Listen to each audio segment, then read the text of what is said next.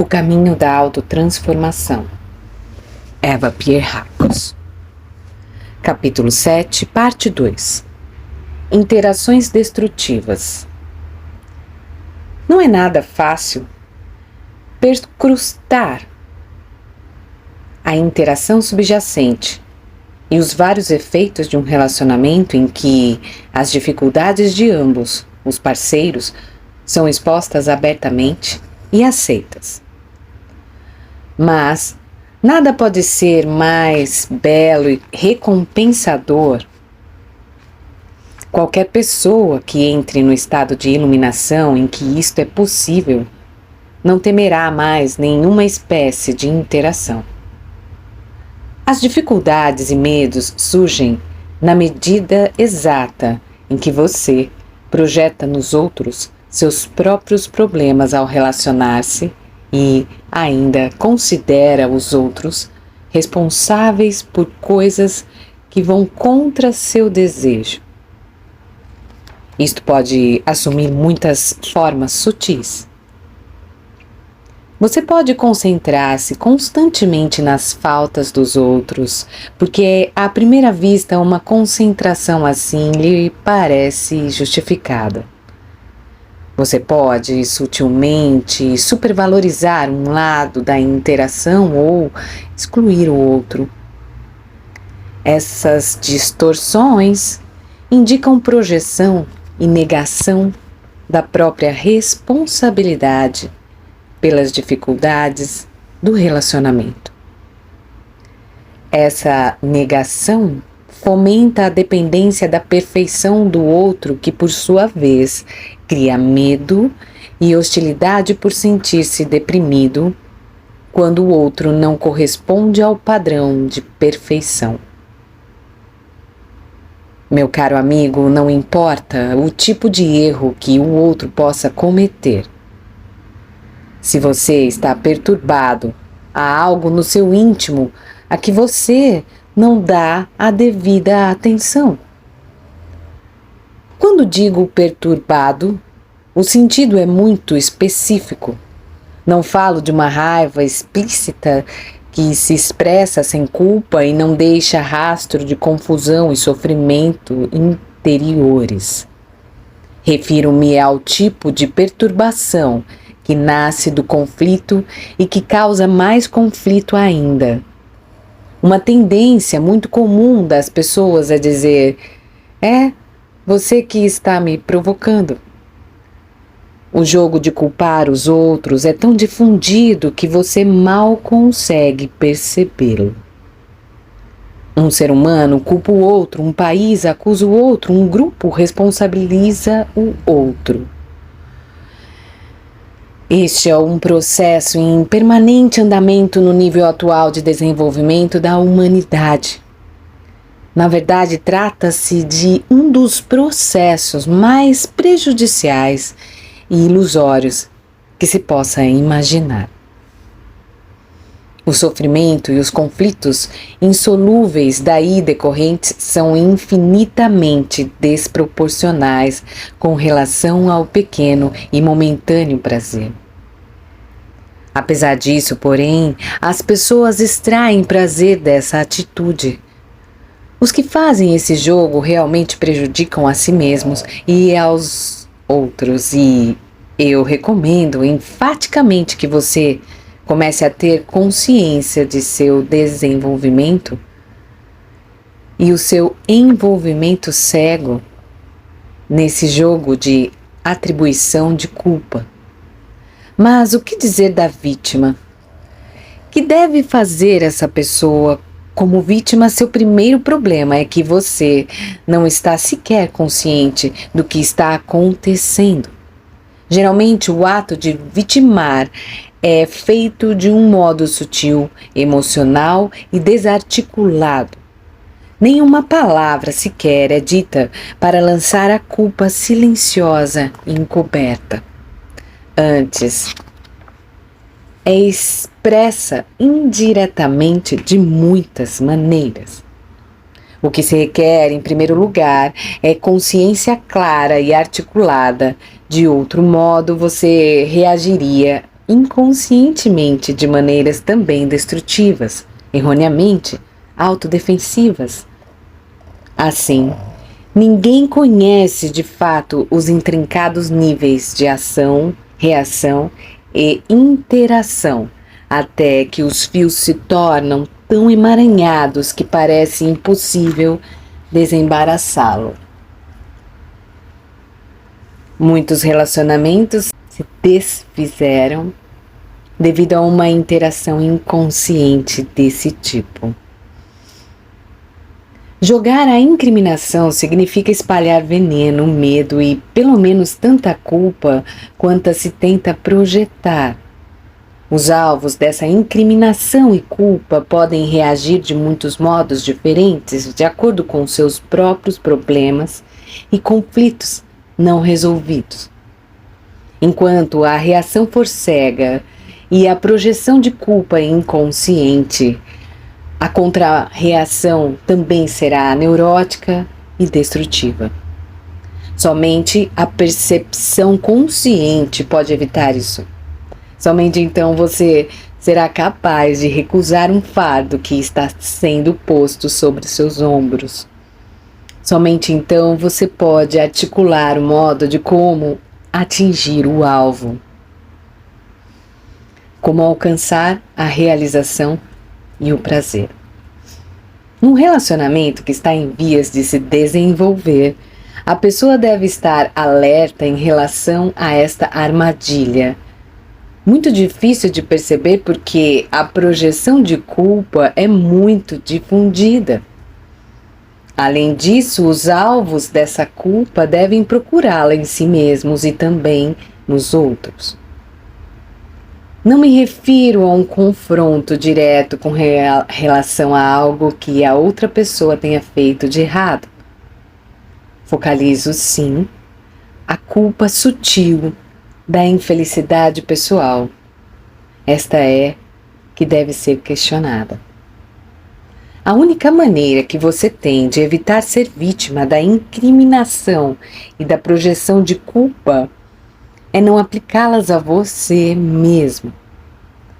Na medida em que você é condescendente consigo mesmo nessa atitude sutilmente negativa, e seu modo de fazer isso pode ser diferente do modo como a outra pessoa age com relação a você, você estará inconsciente de que esteja sendo feito a você e assim se tornará vítima. A simples consciência estabelecerá a diferença toda, quer você expresse ou não verbalmente sua percepção e confronte a outra pessoa. Apenas na medida em que você, sem defesas, pesquisar e aceitar suas próprias reações e distorções problemáticas e seus aspectos negativos e destrutivos, é que poderá repelir a projeção de culpa de outra pessoa. Só assim, você não será arrastado a um labirinto de falsidade e confusão, em que a incerteza, a autodefesa e a fraqueza podem levá-lo ou a retroceder ou a tornar-se demasiadamente agressivo. Só então você deixará de confundir autoafirmação com hostilidade ou compromisso flexível com submissão doentia. Esses são os aspectos que indicam a habilidade de lidar com os seus relacionamentos. Quanto mais essas novas atitudes forem compreendidas e vividas em profundidade, mais íntima, realizadora e bela se tornará a interação humana. Como você pode proclamar seus direitos e penetrar no universo em busca de realização e prazer? Como você poderá amar sem medo se não abordar a relação com os outros do modo como acaba de ser esboçado? A menos que você se purifique aprendendo a fazer isso, sempre haverá uma ameaça quando se chega à intimidade. De que um dos parceiros ou ambos, apelará à vergasta de lançar a culpa no outro. O amor, a partilha e a intimidade profunda e realizadora com relação aos outros poderiam ser uma forma positiva, sem nenhuma ameaça, se essas ciladas fossem observadas, descobertas e dissolvidas. É da maior importância que as procure em você mesmo, meu querido amigo. O relacionamento entre o homem e a mulher é de todos o mais desafiador, o mais belo, o mais importante espiritualmente e o que mais propicia o desenvolvimento individual pleno. A força que une duas pessoas no amor e na atração e o prazer envolvido são um aspecto diminuto da realidade cósmica. É como se todo ser criado conhecesse inconscientemente a felicidade desse estado e procurasse realizá-lo de modo mais forte possível à humanidade, no amor e na sexualidade entre homem e mulher. A força que os atrai um ao outro é a energia espiritual mais pura, levando a um relance do estado espiritual mais puro. Entretanto, quando um homem e uma mulher ficam juntos num relacionamento mais duradouro e compromissado, o fato de manter e mesmo de aumentar a felicidade depende inteiramente de como os dois se relacionam um com o outro. Estão conscientes da relação direta entre prazer duradouro e desenvolvimento interior? Utilizam as dificuldades inevitáveis do relacionamento como parâmetros para suas próprias dificuldades interiores? Comunicam-se da maneira mais profunda, mais autêntica e mais autorreveladora, partilhando seus problemas interiores e ajudando-se mutuamente? As respostas para essas perguntas determinarão se o relacionamento vacila, se decompõe, se estagna ou se floresce. Se observar o mundo ao seu redor, você sem dúvida poderá ver que bem poucos seres humanos crescem e se revelam de modo tão aberto. Igualmente, poucos percebem que o desenvolvimento conjunto e recíproco define a solidez dos sentimentos, do prazer, do amor duradouro e do respeito. Não é de surpreender, portanto, que relacionamentos longos sejam quase invariavelmente mais ou menos entorpecidos com relação aos sentimentos. Os problemas que surgem num relacionamento são sempre sinal de que algo não foi satisfeito. Eles são uma mensagem dita em voz alta para todos os que podem ouvir. Quanto antes forem objeto de atenção, mais energia espiritual será liberada, de modo que o estado de felicidade possa expandir-se com o seu interior de ambos os parceiros. No relacionamento entre um homem e uma mulher, existe um mecanismo que pode ser comparado a um instrumento afinado com toda a precisão que indica os aspectos mais puros e sutis do relacionamento e do estado individual das duas pessoas envolvidas. Isto não é suficientemente reconhecido nem mesmo pelas pessoas mais conscientes e sofisticadas, que, por outro lado, estão bem familiarizadas com a verdade espiritual e psicológica. Todos os dias e todo instante, O estado interior e os sentimentos são o testemunho do estado de desenvolvimento da pessoa. A interação, os sentimentos e a liberdade do fluxo interior e na direção de um para o outro florescerão na proporção mesma em que receberem a atenção. O relacionamento perfeitamente maduro e espiritualmente válido deve estar sempre profundamente ligado ao desenvolvimento pessoal. No momento em que um relacionamento for experimentado como irrelevante para o desenvolvimento interior, deixado por sua própria conta, por assim dizer, ele tropeçará.